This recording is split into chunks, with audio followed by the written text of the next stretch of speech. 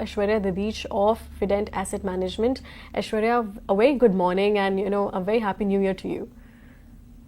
Good morning, Lavisha. Happy New Year to you and all the viewers, and wish them a lot of luck for their wealth creation journey. Thank you so much, Aishwarya. Aishwarya, last time we spoke, you did mention how it will be difficult for the markets to tread higher in the first 3 to 4 months of 2025. Now that we have seen a significant sell-off, do you still stand with this view, or do you expect any change of course to take place? If we like, obviously, we are starting this calendar year, but we should not forget that this was the ninth consecutive positive return from calendar perspective of our Indian market.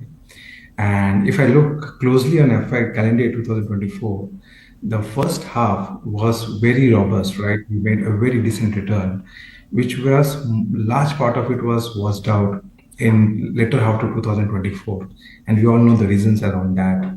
But obviously, calendar 2024 was a very difficult year with a lot of geopolitical things happening around, election in major countries, including India and US, and we saw all sort of slowdown in consumption, things like that, which was played out. But as we enter calendar 2025, I believe that there will be two important determinants for the market to do or find out cues from here onwards. So the most important thing I think the market will be taking care of is how this quarterly season pans out. We have seen a very muted set of numbers in quarter two, and the expectations of quarter three are all not that great for us to really pick up the market very sharply in the initial part of the calendar year 2025. So I think the most important determinant is how this quarterly third quarter pans out and what kind of cues it will give to the market. And on top of it, when Trump takes over the office, I think in around 19 or 20 January, the announcement that will dictate the terms of the market, both global as well as India. So in short, calendar 25 will, to me, look a bit difficult market. What we have seen in the last 3 4 years, you spray and basically pray and you create wealth. Possibilities aren't happening in this calendar year like what we saw in calendar 24 later part. A lot of this mid cap and small cap or even large cap where we have seen value being beaten down in the last 6 months, we haven't seen that swift recovery yet, right? And that will only happen if we see some sort of a positive surprise on the earning momentum, and if we find more rhetorics in Trump new administration than substance, which can really, dismantle the whole global equity market and things like that. So I'm a bit cautious, Lovisha, for the initial couple of months. And I believe if things do well, possibly we will see some sort of strong market hold in the second part of this calendar 25. So investors have to be cautious, at least for the next couple of months for sure. Okay. Aishwarya, you did mention about the Q3 earnings season that markets are still on a wait and watch mode as well. So, what are you expecting from India in this time? Are you expecting, because Q2 was quite a dampener. It was quite a disappointing quarter for the investors. But now we can see the private sector growth has picked up. Inflation has also moderated a little bit. So, where do you see Q3 earnings? How do you see the growth projections for quarter three? So the expectation of Q3 are already muted. Like market are not expecting any firecrackers happening anywhere around, right? If I closely look at that, the slowdown we witnessed in consumption is not very clear, right? There are still some pockets, some areas, especially say in rural side. If you look at say discretionary side, two-wheeler side, uh, possibly things are looking good. What I understand is, there are a couple of sectors which can possibly show us slightly bad numbers. Say chemical can be one of them, where we are not seeing much recovery happening on prices and volumes over the last 3 months or so. But if I look at the large sectors which will actually dictate terms, if say BFSI, they're expected to report decent numbers. Right, we obviously saw the credit growth come out slightly lower, but with interest rate cut happening around the corner, the expectations of some pressure on NIM and some pressure on return ratios eventually, but no negative surprise at least from the large private banks and the PSU banks are expected. IT, I think, will be more or less decent. We've seen Accenture, we haven't seen any so far warnings on IT from any of these companies, so I think they should do well. If I say the last quarter, the biggest drawback or the drawdown was happened was with the oil and gas. I believe with stability on the crude prices and with the improvement in the petrol and the diesel crack, even if you see the Singapore gross refining margins have also improved up. So they can surprise slightly on positive side because the expectations are low. But I'm not really expecting too much happening around. So it should be a muted number. Even if the reported numbers as expected, I think market will take it positively. There are certain sectors like consumer discretionary obviously and things like that which can give us this positive surprise. FMCG particularly can provide with a strong rural segment, can be the joker in the pack, can give us good outcome of that. Hotels could be one of them, pharma and healthcare, but not too much expectations have been built up. That is what my point is. So we'll see how this quarterly season pans out. Are there any sectors that you believe is going to be more, on the downturn and could disappoint the markets from the Q3 results? So the one which, as I mentioned, which comes to the top of my mind is obviously chemical. Chemical is one sector where we were expecting recovery happening around, but if I closely look at month-on-month prices of majority of these chemical products, we are not seeing much of improvement. Actually, we have seen some of the chemical commodities have actually gone down in prices, which will possibly have some negative or adverse impact on many of these chemical commodities related businesses. So chemical is one of them which possibly can provide surprise negatively more than what the expectations are.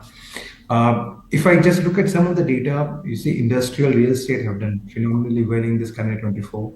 But the pickup in the expenditure, when you saw the June 2024, hasn't really done well. And there were expectation that government will push, things going forward. But when we saw the data coming on December 2024, we haven't seen much happen, both on the private as well as the public capex. And we are just almost like a couple of months before we close this financial year. So a lot of this, I would say, industrial and possibly all of that, which are a play on consumption, also which are play on investments, might surprise us adversely in this quarter.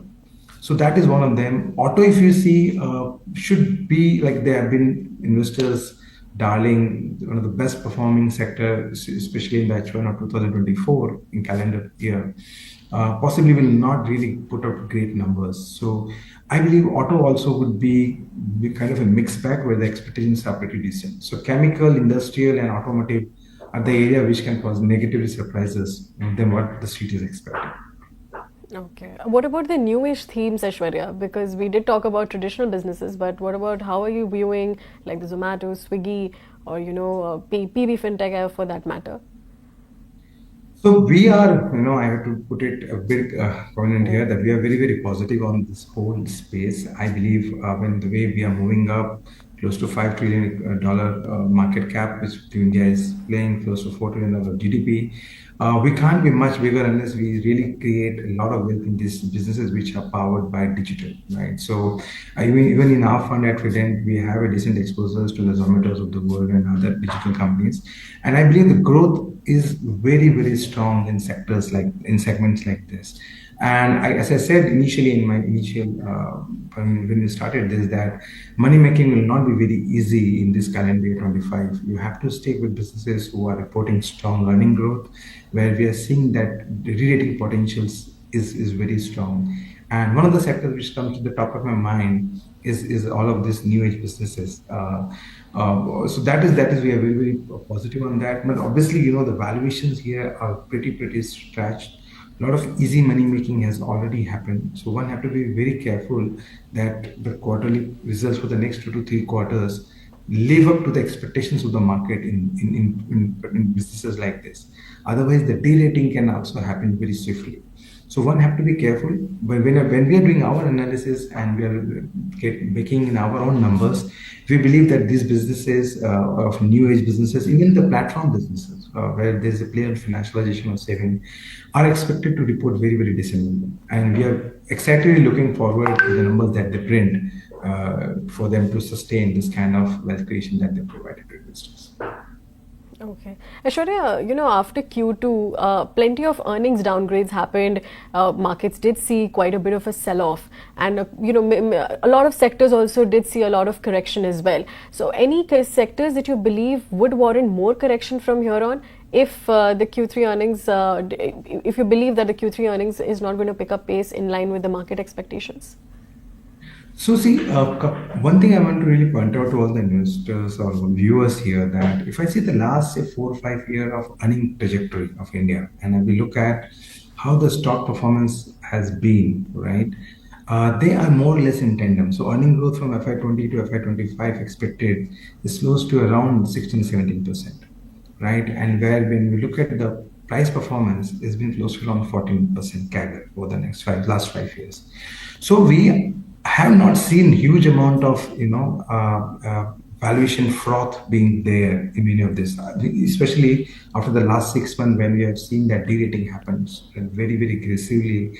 In a lot of the sectors where earnings didn't hold up well, especially in mid cap and small cap, and many of the stock which has gone down 20, 30, 40, 50%, they haven't recovered their the decline so far, which over the last 3 years we have seen it has happened swiftly. So why I'm putting this data is that a lot of this slowdown in the earnings in majority of these companies has been properly factored in. Even if you look at Nifty 50 valuations, we are trading close to 20 times forward, which is almost in line with the long-term 5, 10-year average. Right? And there are obviously some froth in mid-cap, which are basically trading at 50 times, 50% premium to large caps. But the lot of froth has been taken care of. So even many companies, if they report really bad numbers, then there is a case. But a decent number or a muted number will not see significant de-rating as you asked. But specifically coming to sectors, one sector which comes to the top of my mind is BFSI, because market is very very positive on BFSI as a vertical. There are two specific reasons. If you have seen the RBI stability, financial stability framework in the report which came out, BFSI is standing very very strong from majority of these operational parameters. Whether you look at from asset quality, capital adequacy, if you look at from other important parameters on BFSI.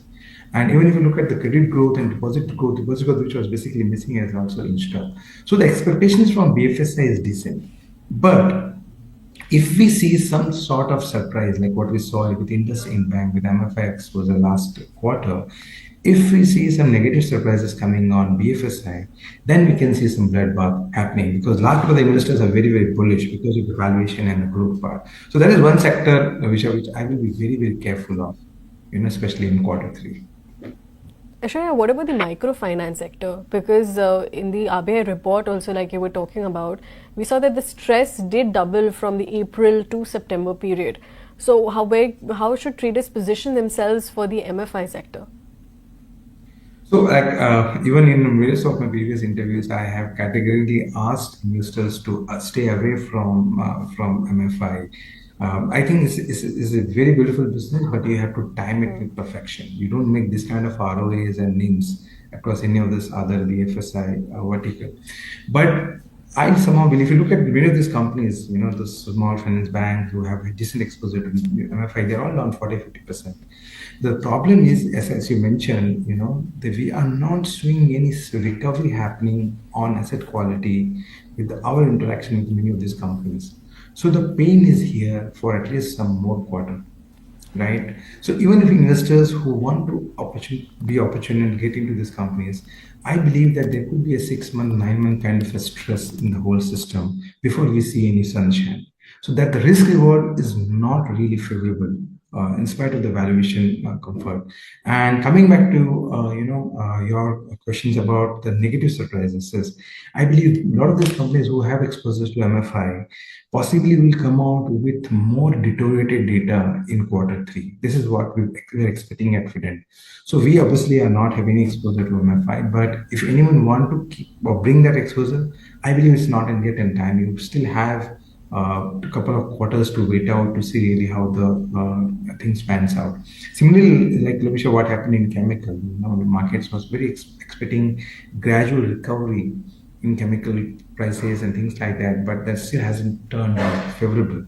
Same thing possibly will happen in MFI.